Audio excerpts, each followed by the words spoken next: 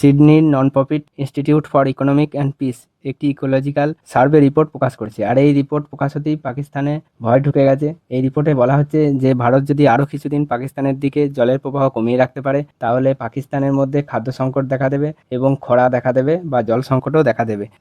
পাকিস্তানের ইকোনমি ভারতের মতো এত শক্তিশালী নয়, দুর্বল ইকোনমি। তার উপর যদি এখানে খাদ্য সংকট দেখা দেয়, মানে যদি ফসল উৎপাদন না হয়, তাহলে পাকিস্তানের অবস্থা আরও খারাপ হয়ে যাবে। একই তো টমেটো 600 টাকায় বিক্রি হয়, তার উপর আবার যদি জলের জন্য ফসলই না হয়, তাহলে 6,000 টাকা হয়তো দাম হয়ে যেতে পারে।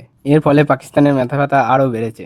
এবার পাকিস্তান অভিযোগ তুলে ওআইসির কাছে গেছে এবং পাকিস্তান অভিযোগ করছে যে ভারত নাকি তাদের পাওনা জল দিচ্ছে না, সমস্ত নদীতে ড্যাম তৈরি করছে, ফলে পাকিস্তান তাদের প্রয়োজনীয় জল পাচ্ছে না। এটা তো পাকিস্তানের জঙ্গি পাঠানোর আগে মনে রাখা উচিত ছিল। পাকিস্তানের কৃষিকাজের প্রায় 80% সিন্ধু নদী এবং তার উপনদীর জল প্রবাহের ওপরই নির্ভর করে। ফলে এই উপনদী এবং সিন্ধু নদীতে জল সরবরাহ কিছুটা কমে গেলেও পাকিস্তানের যে কৃষি তার ব্যাপক হারে ক্ষতিগ্রস্ত হবে।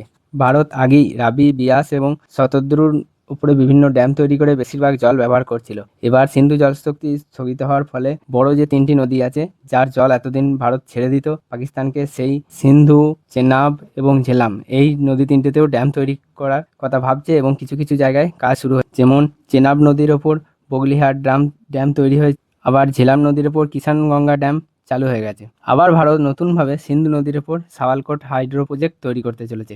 এর ফলে পাকিস্তানে যে জল প্রবাহিত হচ্ছে তা আরও কমে যেতে পারে।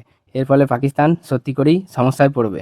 আর রিপোর্টে বলা হয়েছে যে এই সমস্ত ড্যামগুলি যখন পুরোপুরিভাবে কার্যকর হয়ে যাবে, তখন পাকিস্তানে জলের প্রবাহ আরও কমবে এবং এইসব অঞ্চলের পাকিস্তানের যেসব এলাকা চাষাবাদের ওপর নির্ভরশীল, সেখানে ব্যাপক খরা দেখা দেবে এবং পাকিস্তানের টলমলে অর্থনীতি ভেঙে পড়ে যাবে। এই পরিস্থিতির জন্য পাকিস্তান ভীষণ ভয় পেয়েছে এবং তারা ওআইসির কাছে অভিযোগ জানাচ্ছে যে ভারত নাকি ইচ্ছা করে জল প্রবাহ বন্ধ করে দিচ্ছে।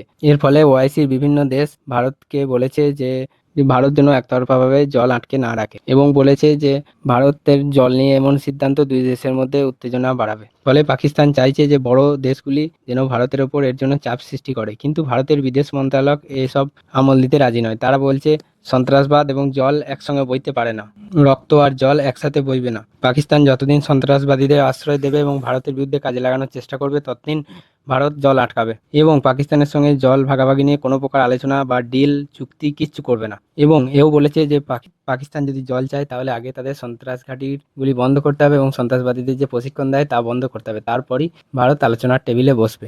এত স্ট্রং মন্তব্য ভারতের বিদেশ মন্ত্রণালয় থেকে বা পররাষ্ট্র মন্ত্রণালয় থেকে আগে কোনোদিন করেনি। এখন ভারত যে শক্তিশালী হচ্ছে, এটিই তার প্রমাণ। জয় হিন্দ, জয় ভারত।